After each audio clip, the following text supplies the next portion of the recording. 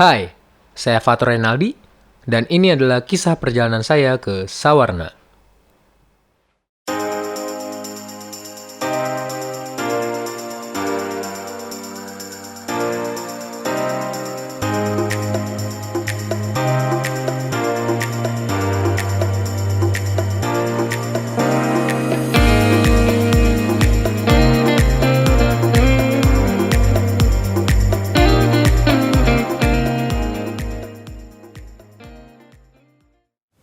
Halo, selamat pagi. Saya Fatur Renaldi.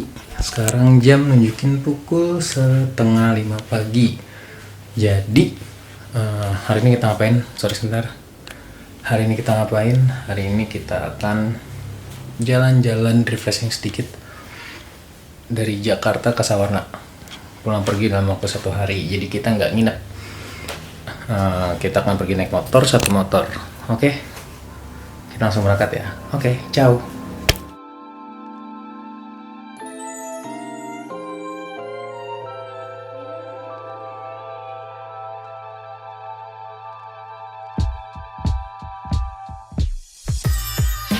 Perjalanan dimulai sekitar pukul 6 pagi dari Jakarta menuju kota Bogor melalui Cibinong.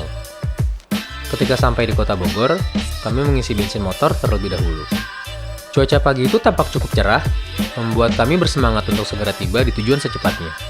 Oh iya, saya pergi menuju Sawarna bersama partner saya, dengan hanya menggunakan satu motor saja. Alasan utama mengapa saya memilih melakukan perjalanan hanya dengan satu motor, dikarenakan perjalanan ini merupakan perjalanan dadakan yang saya tidak rencanakan sebelumnya. Untungnya, partner saya mau menemani perjalanan saya kali ini, sehingga saya tidak sendiri.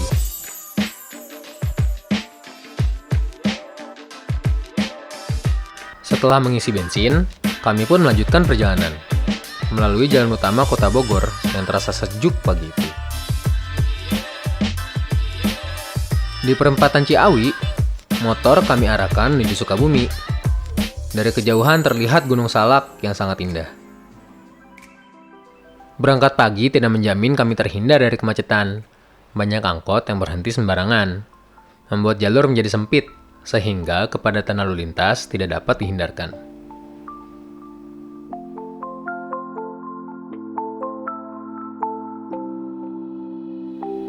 Di daerah Cibadak, kami berbelok ke arah kanan, ke arah Cikidang.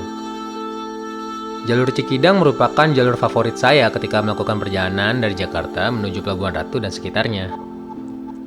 Jalur ini bukanlah jalur utama menuju Pelabuhan Ratu, melainkan jalur alternatif.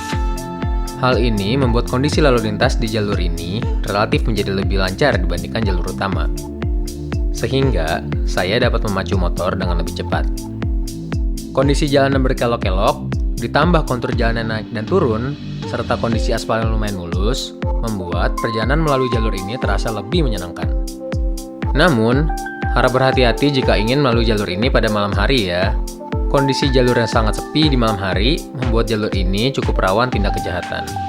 Jalur ini juga memiliki tikungan dengan sudut kemiringan jalan yang cukup curam, sehingga konsentrasi tinggi ketika berkendara sangat dibutuhkan ketika melewati jalur ini.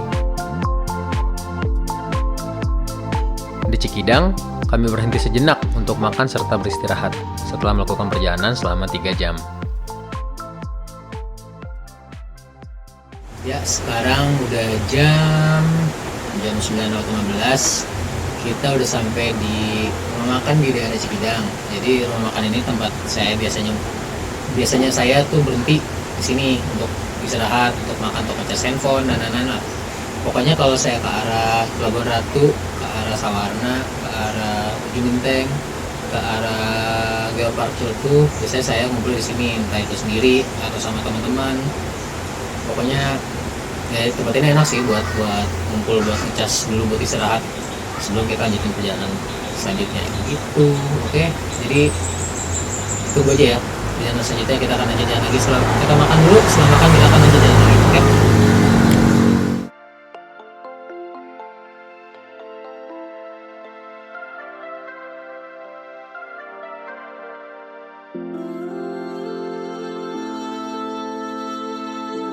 Setelah perut terisi dan tenaga kembali pulih, Perjalanan pun kami lanjutkan kembali. Pelabuhan Ratu sudah berada di depan kami.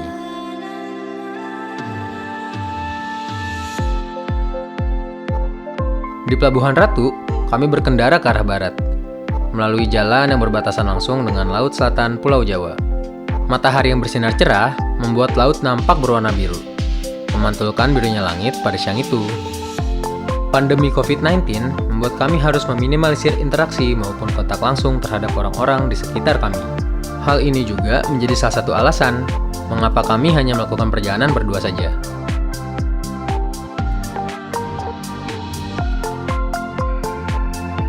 Kami disuguhkan pemandangan yang sangat indah ketika kami melalui daerah Bukit Habibie. Samudra Hindia nampak membentang luas di samping kami.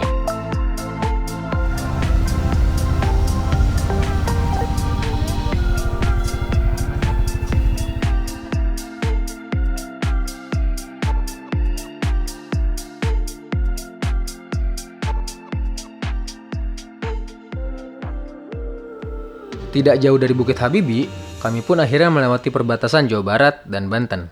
Sebentar lagi, kami akan sampai di Sawarna.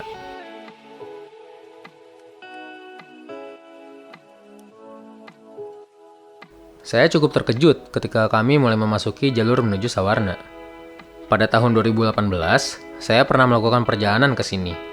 Ketika itu, kondisi jalan masih kurang baik, namun kini, jalan sudah teraspal dengan mulus. Setibanya kami di gerbang masuk ke Pantai Sawarna, kami membayar tiket masuk sebesar Rp5.000 per orang. Tidak ada biaya tambahan jika kita membawa motor. Tidak lupa, melakukan pengecekan suhu tubuh oleh petugas yang menjaga pintu masuk ke Pantai Sawarna. Akses utama menuju Pantai Sawarna adalah jalan yang ukurannya relatif kecil, hanya bisa dilalui oleh sepeda motor. Jika datang ke sini menggunakan mobil ataupun bus, kendaraan diparkir di luar gerbang masuk Pantai Sawarna. Di sini, tersedia banyak penginapan ataupun homestay dengan harga yang bervariasi.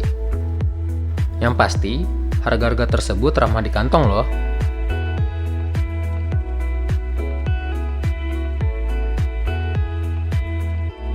Setelah melewati akses jalan kecil tersebut, kami pun akhirnya sampai juga di Pantai Sawarna. Pantai indah dengan pasir putih dan laut yang biru, yang letaknya tidak begitu jauh dari Jakarta.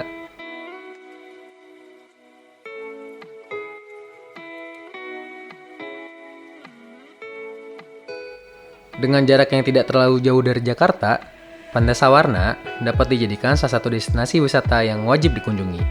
Apalagi jika kita hanya memiliki sedikit waktu saja untuk berlibur. Terdapat beberapa pantai lain di kawasan ini, antara lain Karangteraje, Tanjung Layar, Goa Langir, dan lain-lain. Masing-masing pantai menawarkan keunikan tersendiri, yang tentunya dapat menjadi pilihan kita untuk melepas penat.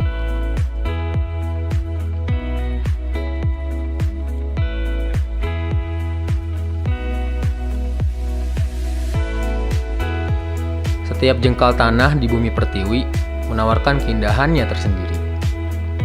Ini hanyalah contoh kecil dari beragam keindahan alam yang dimiliki oleh negeri kita, Indonesia.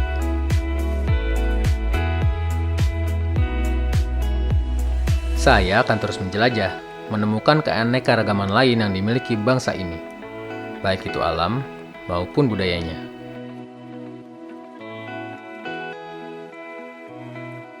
Salam jelajah Indonesia.